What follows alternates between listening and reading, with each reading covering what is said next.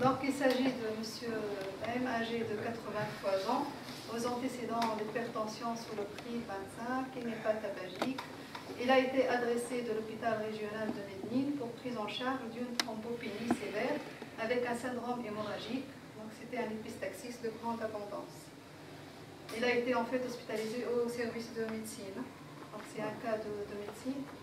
Alors à l'examen, l'état général était conservé, il était en bon état hémodynamique, apnérétique, il y avait des plaques d'échymose surtout de membre inférieur, pas d'adénopathie, pas de splénomégalie.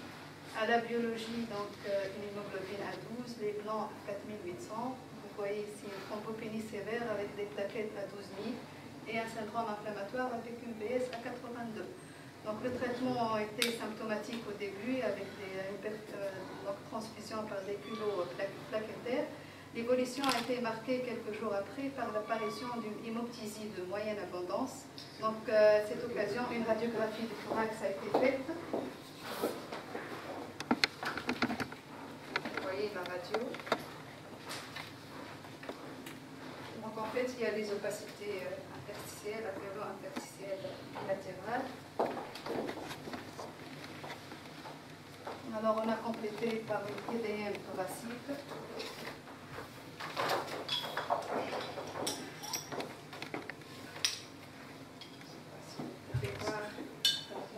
C'est bon, c'est clair. En tout cas, c'est des opacités interstitielles envers des polypes. Il n'y a pas de, donc sur les coupes médiastinales, il n'y a pas d'adénopathie médiastinale, donc il y a juste cette atteinte interstitielle débutante envers les polypes. Donc au total, c'est une grande hémorragique par thrombopénie avec atteinte pulmonaire interstitielle chez un homme de 83 ans hypertendu. Donc à ce stade, qu'est-ce qu'on fait? On complète par quoi? Qu'est-ce qu'on suspecte chez ce patient? Une pathologie alvéolo-interstitielle. Les globules blancs sont à 4800, une VS élevée, une thrombopénie en plus. Donc on a suspecté une maladie donc, systémique avec probablement une atteinte pulmonaire. Donc on a complété par un bilan immunologique. Les anticorps antinucléaires sont négatifs, les ANCA sont négatifs. Par contre, les anticorps anti-antigènes nucléaires solubles étaient positifs. Et c'est ça, les JO1. Alors ça vous approche quelque chose? JO01, on trouve dans les syndromes des antisynthétases, donc cette dermatoclosite, c'est ça, c'est plutôt le syndrome sec. Le syndrome sec. Voilà, le syndrome sec, c'est le syndrome de J01, c'est le syndrome des antisynthétases. Justement, J01, J01. Exactement.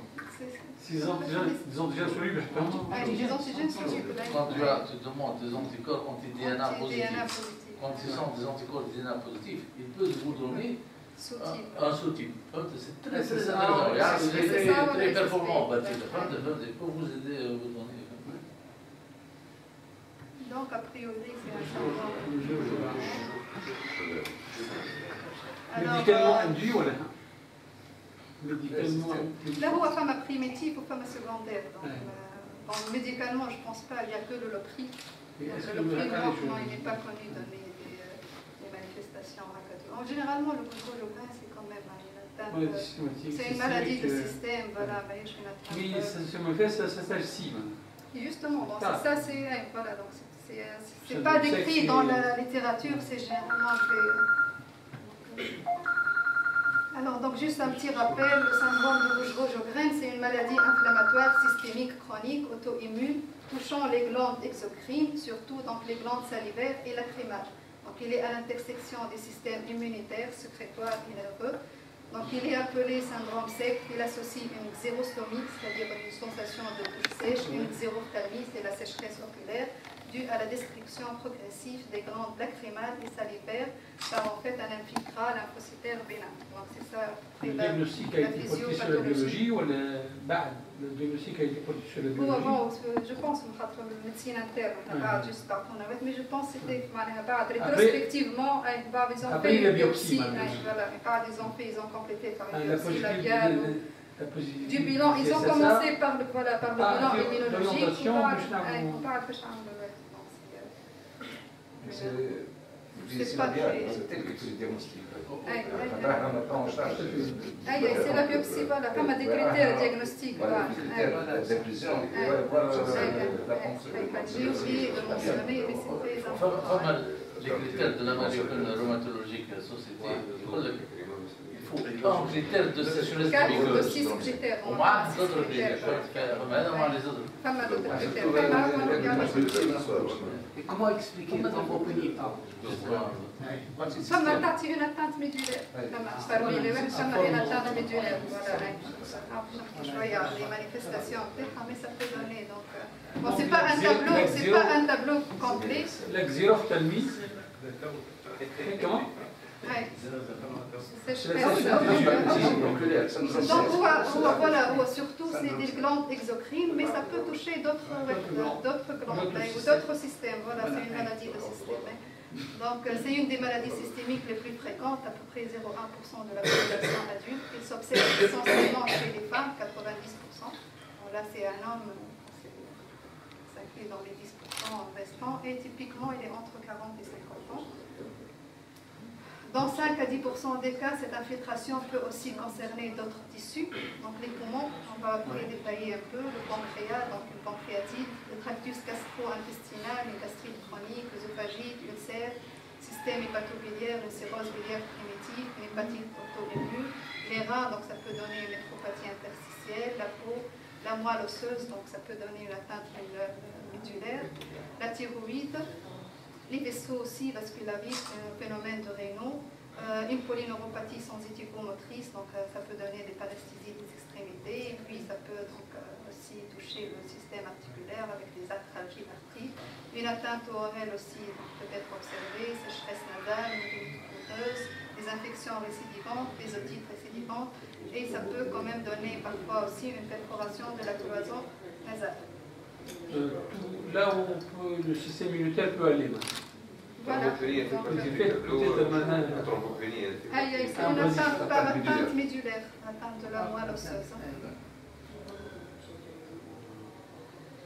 Donc l'atteinte bronchique, c'est le syndrome sec aussi trachéobronchique. Donc c'est surtout une toux sèche chronique, souvent invalidante, donc qui est attribuée à la sécheresse de l'arc bronchique, secondaire à la destruction des glandes bronchiques. Donc c'est toujours une atteinte glandulaire exocrine.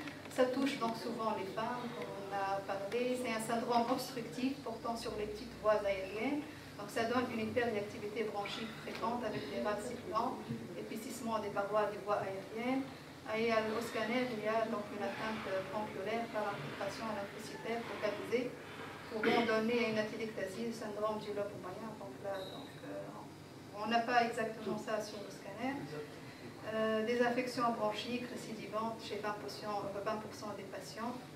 Et donc les bronches sont inflammatoires, les sécrétions sont rares, épaisses, visqueuses, et il y a une possibilité de bouchon du cœur entraînant des atylectasies. Donc en fait, on a une patiente au service qui est suivie depuis des années et qui a vraiment une atteinte bronchique, donc avec une toux sèche et sibilante. Vraiment, c'est une toux invalidante. Donc, sous de doses de corticoïdes, de bronchodilatateurs,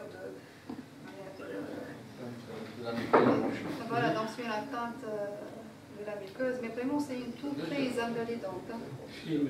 M, il y a une atteinte alvéolo-interstitielle. Voilà, donc il y a l'atteinte bronchique, il y a l'atteinte parenchymateuse, donc qui est le cas de notre patient. Donc c'est une atteinte infiltrative diffuse du poumon. Donc elles ont les mêmes caractéristiques cliniques, radiologiques et fonctionnelles que les autres pneumopathies interstitielles diffuses.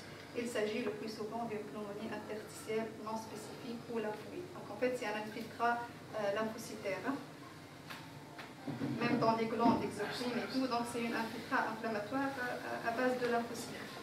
Oui. Alors pour revenir donc au diagnostic positif, donc on a les anticorps antinucléaires SSA et SSP généralement qui sont positifs. Et donc là, comme vous avez dit, il y a des critères diagnostiques du syndrome de couche rouge au crâne. Donc en fait, il y a les symptômes oculaires, si vous voulez, sécheresse oculaire quotidienne et gênante, une sensation de sable ou gravier dans les yeux, l'utilisation de larmes artificielles plus de 3 fois par jour, les symptômes buccaux, donc c'est une réponse positive à au moins une des questions suivantes. Sensation de sécheresse buccale pendant plus de 3 mois, gonflement persistant des glandes parotides chez l'adulte, nécessité de boire fréquemment du liquide pour permettre la digestion des aliments. Donc ça c'est à l'interrogatoire, ça nous aide au diagnostic. Les signes oculaires, donc c'est le test en fait de Schirmer pathologique, de 5, les mettre en 5 minutes sans anesthésie. Je ne sais pas si ça se fait en fait en pratique. Atteindre objectif des glandes salivaires, en fait, qui est défini par au moins un test pathologique. Hein. Donc, quelle est la valeur prédictive des anticorps, des antigènes solubles? J'ai une malade que je cette semaine. Il y a une instruction de syndrome sec. Les anticorps, des antigènes solubles sont négatifs. SSA ou SSB. Je vais demander quand même une biopsie labiale. Est-ce que c'est justifié ou bien sûr, je pense que... حتى إذا l'immunologie négative, tu as des signes de sécheresse et des signes cliniques, les critères diagnostiques de l'américaine rhumatologique society, c'est positif. Ce n'est pas exigé. C'est pas pathognomonique, c'est pas primordial pour le diagnostic. En fait, il y a la présence de 4 de ces 6 diagnostics. Donc en fait, vous voyez, il y a quand même 3 donc, les signes cliniques, 3 ou 4 signes cliniques. Il y a les signes histologiques. Donc, vous exigez l'anapage, le bilan immunologique, la biopsie labiale.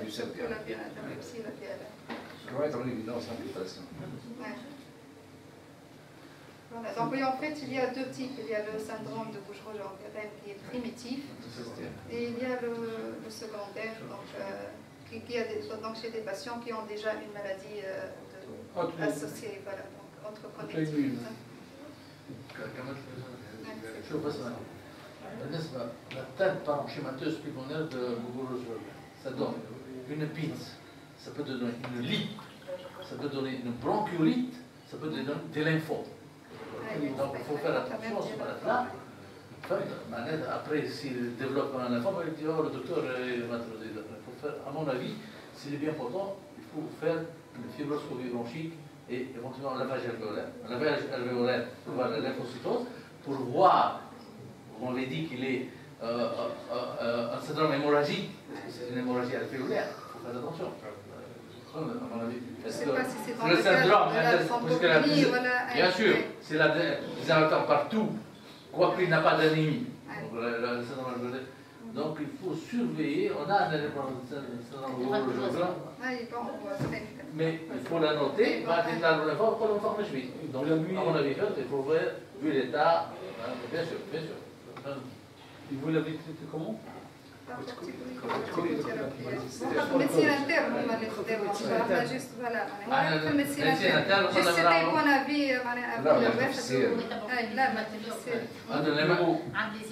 les hématologues, il faut leur dire qu'on n'empêche pas une maladie de lymphoproliférative et on n'empêche pas une hémorragie intraveineuse. C'est-à-dire, احنا كابنمولوج مش بعد كل شيء حاجه d'autant plus qu'on va le mettre sur corticothérapie. Merci. Ça.